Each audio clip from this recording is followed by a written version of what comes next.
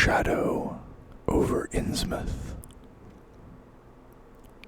Chapter 1. During the winter of 1927-28, officials of the federal government made a strange and secret investigation of certain conditions in the ancient Massachusetts seaport of Innsmouth.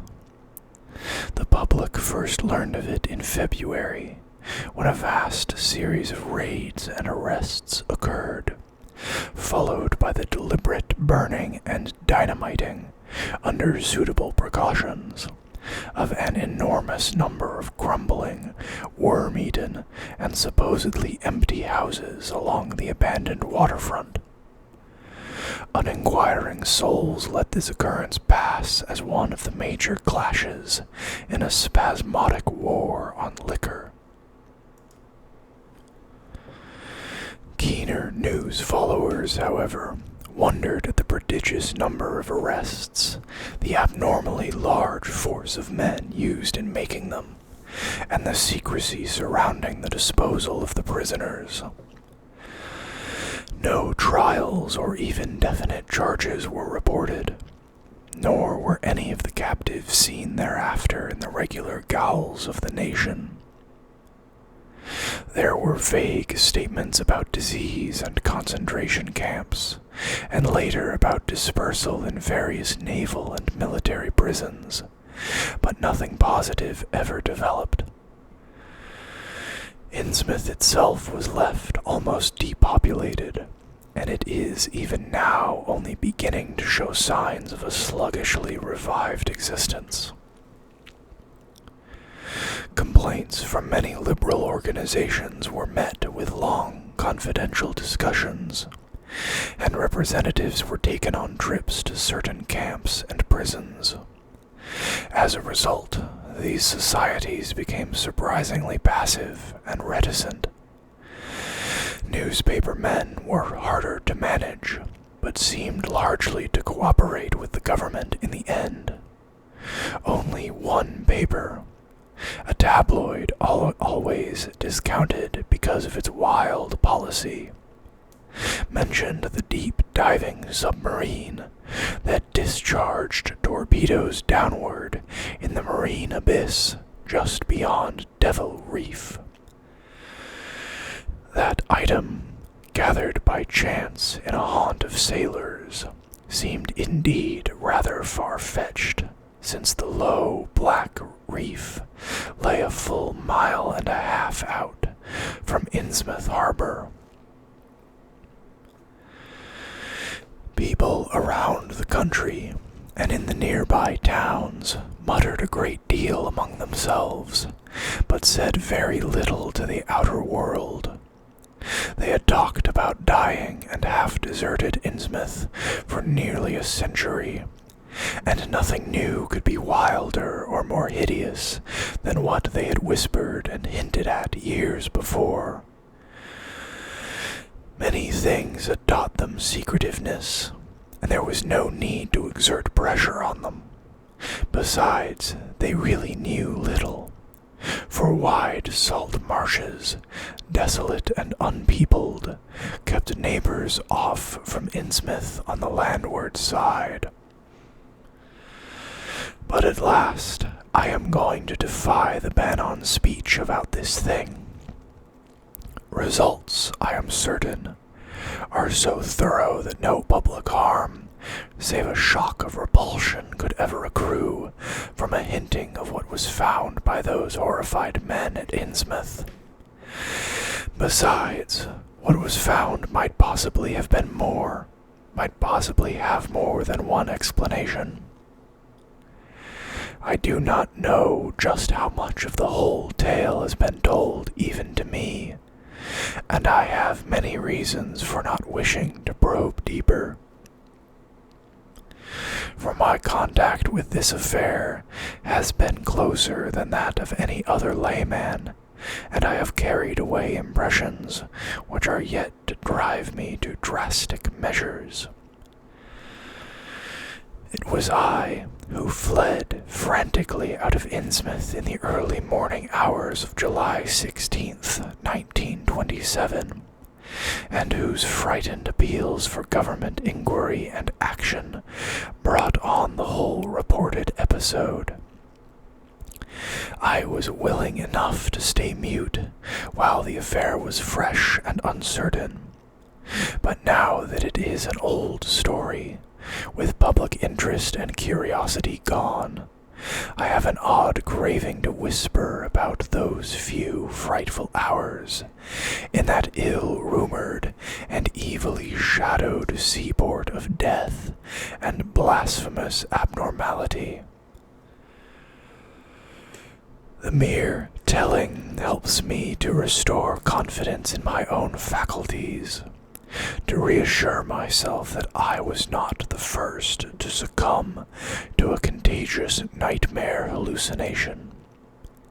It helps me, too, in making up my mind regarding a certain terrible step which lies ahead of me. I never heard of Innsmouth till the day before I saw it for the first and, so far, last time. I was celebrating my coming of age by a tour of New England, sightseeing, antiquarian, and genealogical, and had planned to go directly from ancient Newburyport to Arkham, whence my mother's family was derived. I had no car, but was traveling by train, trolley, and motor coach, always seeking the cheapest possible route. In Newburyport, they told me that the steam train was the thing to take to Arkham, and it was only at the station ticket office, when I demurred at the high fare, that I learned about Innsmouth. The stout, shrewd-faced agent, whose speech showed him to be no local man, seemed sympathetic toward my efforts at economy, and made a suggestion that none of my other informants had offered. "You could take that old bus, I suppose," he said with a certain hesitation, "but it ain't thought much of hereabouts. It goes through Innsmouth. You may have heard about that, and so the people don't like it. Run by an Innsmouth fellow, Joe Sargent, but never gets any custom from here, or Arkham either, I guess. Wonder it keeps running at all. I suppose it's cheap enough, but I never see more'n 2 or 3 people in it. Nobody but those Innsmouth folk. Leaves the square, front of Hammond's drugstore, at 10 a.m. and 7 p.m., unless they've changed lately. Looks like a terrible rattletrap. I've never been on it." That was the first I ever heard of shadowed Innsmouth. Any reference to a town not shown on common maps or listed in recent guidebooks would have interested me, and the agent's odd manner of allusion roused something like real curiosity. A town able to inspire such dislike in its neighbors, I thought, must be at least rather unusual, and worthy of a tourist's attention. If it came before Arkham, I would stop off there, and so I asked the agent to tell me something about it. He was very deliberate, and spoke with an air of feeling slightly superior to what he said. "Innsmouth, well, it's a queer kind of town, down at the mouth of the Monuxet. Used to be almost a city, quite a port before the War of 1812, but all gone to pieces in the last 100 years or so. No railroad now, B&M never went through, and the branch line from Raleigh was given up years ago. More empty houses than there are people, I guess, and no business to speak of except fishing and lobstering. Everybody trades mostly either here or in Arkham or Ipswich. Once they had quite a few mills, but nothing's left now except one gold refinery, running on the leanest kind of part-time. That refinery, though, used to be a big thing. And Old Man Marsh, who owns it, must be richer than Croesus. Queer old duck, though, and sticks mighty close to his home. He's supposed to have developed some skin disease or deformity in life that makes him keep out of sight. Grandson of Captain Obed Marsh, who founded the business. His mother seems to have been some kind of foreigner. They say a South Sea Islander. So everybody raised Cain when he married an Ipswich girl 50 years ago. They always do that about Innsmouth people. And folks here and hereabouts always try to cover up any Innsmouth blood they have in them. But Marsh's children and grandchildren look just like anyone else as far as I can see. I've had him pointed out to me, though, come to think of it, the elder children don't seem to be around lately. Never saw the old man. And why is everybody so down on Innsmouth? Well, young fellow, you mustn't take too much stock in what people here say. They're hard to get started, but once they do get started, they never let up. They've been telling things about Innsmouth, whispering 'em mostly, for the past 100 years, I guess, and I gather they're more scared than anything else. Some of the stories would make you laugh, about old Captain Marsh driving bargains with the devil and bringing imps out of hell to live in Innsmouth, or about some kind of devil worship and awful sacrifices in some place near the wharves that people stumbled around 1814 or thereabouts. But I come from Banton, Vermont, and that kind of story don't go down with me. You ought to hear, though, what some of the old-timers tell about the Black Reef off the coast. Devil Reef, they call it. It's well above water a good part of the time, and never much below it. But at that you could hardly call it an island. The story is that there's a whole legion of devils seen sometimes on that reef, sprawled about, or darting in and out of some kind of caves near the top.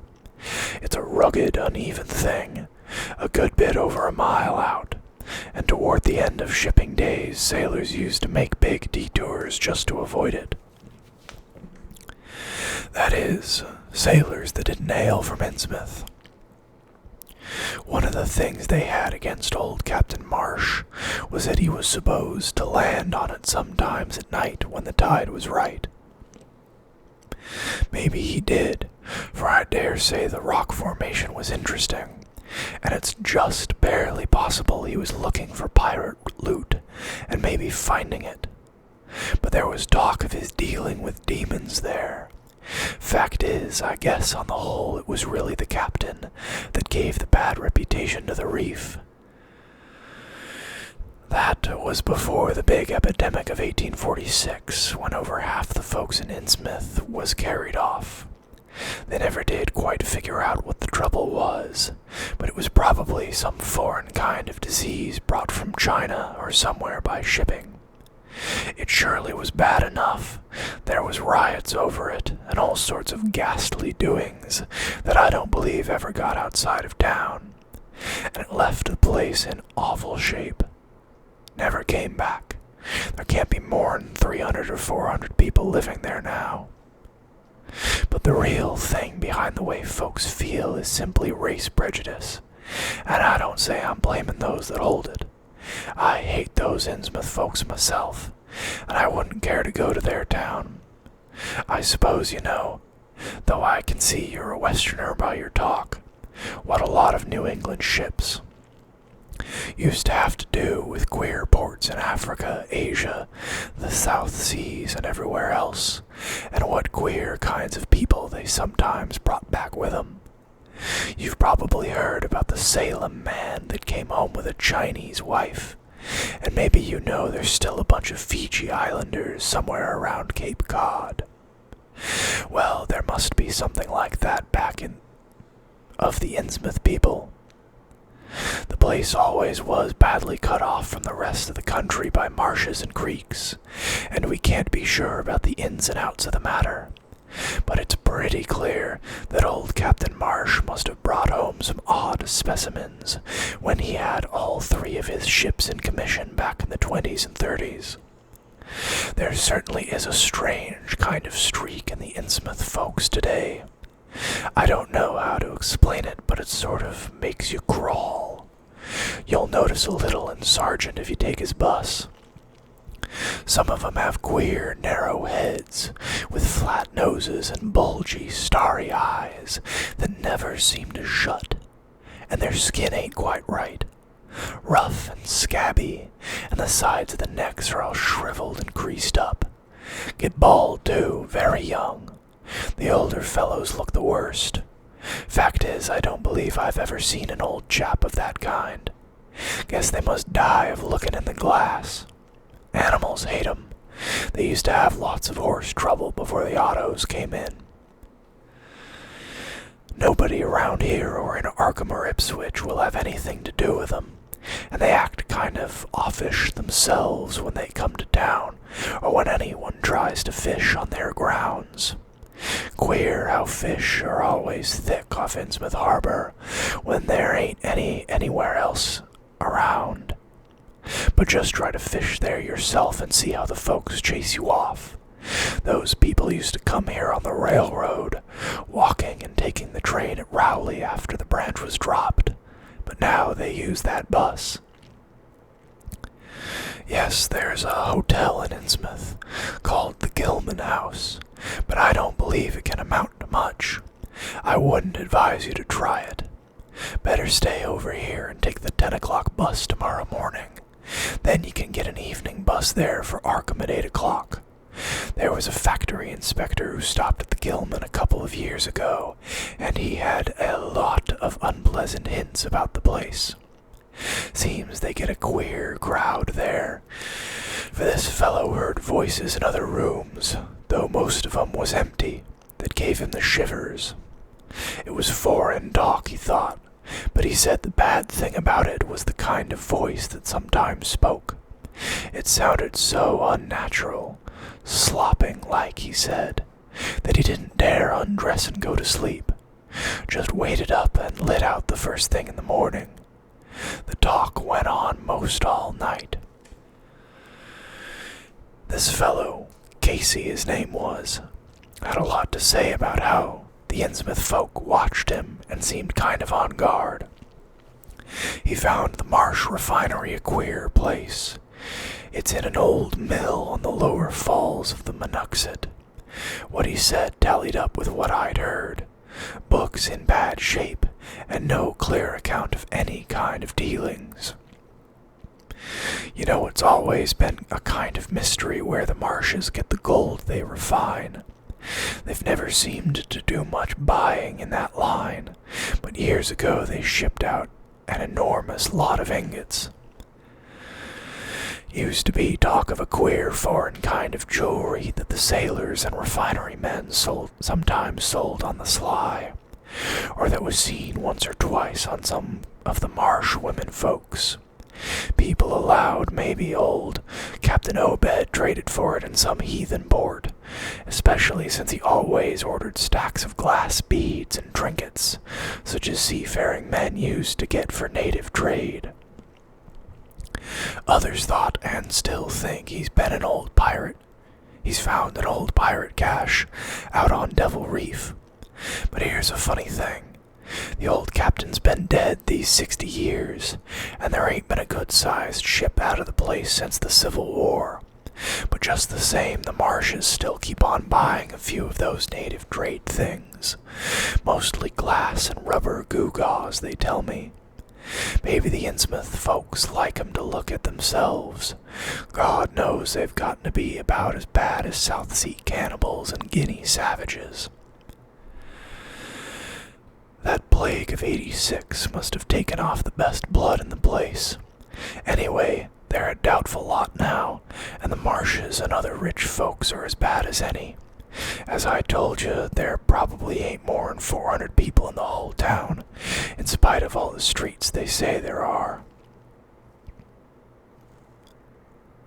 I guess they're what they call white trash down south, lawless and sly and full of secret things. They get a lot of fish and lobsters and do exporting by truck. Queer how the fish swarm right there and nowhere else. Nobody can ever keep track of these people, and state school officials and census men have a devil of a time. You can bet that prying strangers ain't welcome around Innsmouth. I've heard personally of more than one business or government man that's disappeared there, and there's loose talk of one who went crazy and is out at Danvers now. They must have fixed up some awful scare for that fellow. That's why I wouldn't go at night if I was you. I've never been there and have no wish to go, but I guess a daytime trip couldn't hurt you, even though the people hereabouts will advise you not to make it. If you're just sightseeing and looking for old-time stuff, Innsmouth ought to be quite a place for you. And so I spent part of that evening at the Newburyport Public Library looking up data about Innsmouth. When I had tried to question the natives in the shops, the lunchrooms, the garages, and the fire station, I had found them even harder to get started than the ticket agent had predicted, and realized that I could not spare the time to overcome their first instinctive reticence. They had a kind of obscure suspiciousness, as if there were something amiss with anyone too much interested in Innsmouth. At the YMCA where I was stopping, the clerk merely discouraged my going to such a dismal, decadent place, and the people at the library showed much the same attitude. Clearly, in the eyes of the educated, Innsmouth was merely an exaggerated case of civil degeneration.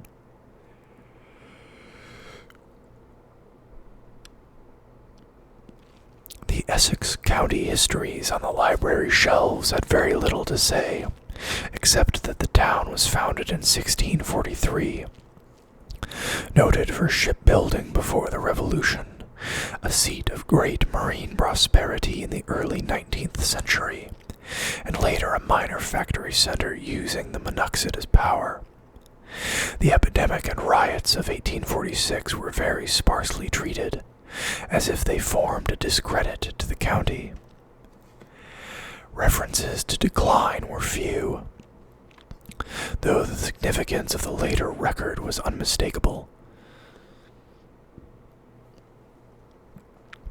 After the Civil War, all industrial life was confined to the Marsh Refining Company, and the marketing of gold ingots formed the only remaining bit of major commerce aside from the eternal fishing. That fishing paid less and less as the price of the commodity fell, and large-scale corporations offered competition. But there was never a dearth of fish around Innsmouth Harbor. Foreigners seldom settled there, and there was some discreetly veiled evidence that a number of Poles and Portuguese who had tried it had been scattered in a peculiarly drastic fashion. Most interestingly of all was a glancing reference to the strange jewelry vaguely associated with Innsmouth. It had evidently impressed the whole countryside more than a little, for mention was made of specimens in the Museum of Miskatonic University at Arkham, and in the display room of the Newburyport Historical Society. The fragmentary descriptions of these things were bald and prosaic, but they hinted to me an undercurrent of persistent strangeness. Something about them seemed so odd and provocative that I could not put them out of my mind, and despite the relative lateness of the hour, I resolved to see the local sample, said to be a large, queerly proportioned thing, evidently meant for a tiara, if it could possibly be arranged. The librarian gave me a note of introduction to the curatory of the society, a Miss Anna Tilton, who lived nearby, and after a brief explanation, that ancient gentlewoman was kind enough to pilot me into the closed building, since the hour was not outrageously late. The collection was a notable one indeed. but in my present mood I had eyes for nothing but the bizarre object which glistened in a corner cupboard under the electric lights. It took no excessive sensitiveness to beauty to make me literally gasp at the strange, unearthly splendor of the alien, opulent fantasy that rested there on a purple velvet cushion. Even now, I can hardly describe what I saw, though it was clearly enough a sort of tiara, as the description had said. It was tall in front, and with a very large and curiously irregular periphery, as if designed for a head of almost freakishly elliptical outline. The material seemed to be predominantly gold, though a weird lighter lustrousness hinted at some strange alloy with an equally beautiful and scarcely identifiable metal. Its condition was almost perfect, and one could have spent hours in studying the striking and puzzlingly untraditional designs. Some simply geometrical, and some plainly marine, chased or molded in high relief on its surface, with a craftsmanship of incredible skill and grace. The longer I looked, the more the thing fascinated me, and in this fascination there was a curiously disturbing element, hardly to be classified or accounted for. At first, I decided that it was the queer, otherworldly quality of the art which made me uneasy. All other art objects I had ever seen either belonged to some known racial or national stream, or else were consciously modernistic defiances of every recognized stream. This tiara was neither. It clearly belonged to some settled technique of infinite maturity and perfection, yet that technique was utterly remote from any, Eastern or Western, ancient or modern, which I had ever heard of or seen exemplified. It was as if the workmanship were that of another planet. However, I soon saw that my uneasiness had a second, and perhaps equally potent source, residing in the pictorial and mathematical suggestion of the strange designs. The patterns all hinted of remote secrets and unimaginable abysses in time and space, and the monotonously aquatic nature of the reliefs became almost sinister. Among these reliefs were fabulous monsters of abhorrent grotesqueness and malignity, half ichthic and half batrachian in suggestion, which one could not dissociate from a certain haunting and uncomfortable sense of pseudo-memory, as if they called up some image from deep cells and tissues, whose retentive functions are wholly primal and awesomely ancestral. At times I fancied that every contour of this blasphemous fish-frogs was overflowing with the ultimate quintessence of unknown and inhuman evil. In odd contrast to the tiara's aspect was its brief and prosy history, as related by Miss Tilton. It had been pawned for a ridiculous sum at a shop in State Street in 1873 by a drunken Innsmouth man, shortly afterward killed in a brawl. The society had acquired it directly from the pawnbroker, at once giving it a display worthy of its quality. It was labeled as of probable East Indian or Indo-Chinese provenance, though the attribution was frankly tentative. Miss Tilton, comparing all possible hypotheses regarding its origin and its presence in New England, was inclined to believe that it formed part of some exotic pirate horde discovered by old Captain Obed Marsh, This view was surely not weakened by the insistent offers of purchase at a high price which the Marshes began to make as soon as they knew of its presence, and which they repeated to this day despite the Society's unvarying determination not to sell. As the good lady showed me out of the building, she made it clear that the pirate theory of the Marsh fortune was a popular one among the intelligent people of the region. Her own attitude towards shadowed Innsmouth, which she had never seen, was one of disgust at a community slipping far down the cultural scale, and she assured me that the rumors of devil worship were partly justified by a peculiar secret cult, which had gained force there and engulfed all the Orthodox churches. It was called, she said, the Esoteric Order of Dagon, and was undoubtedly a debased, quasi-pagan thing imported from the East a century before, at a time when the Innsmouth fisheries seemed to be going barren. Its persistence among a simple people was quite natural in view of a sudden and permanent return of abundantly fine fishing, and it soon came to be the greatest influence in the town, replacing Freemasonry altogether, and taking up headquarters in the old Masonic Hall on New Church Green. All this, to the pious Miss Tilden, formed an excellent reason for shunning the ancient town of decay and desolation, but to me it was merely a fresh incentive. To my architectural and historical anticipations was now added an acute anthropological zeal, and I could scarcely sleep in my small room at the Y as the night wore away.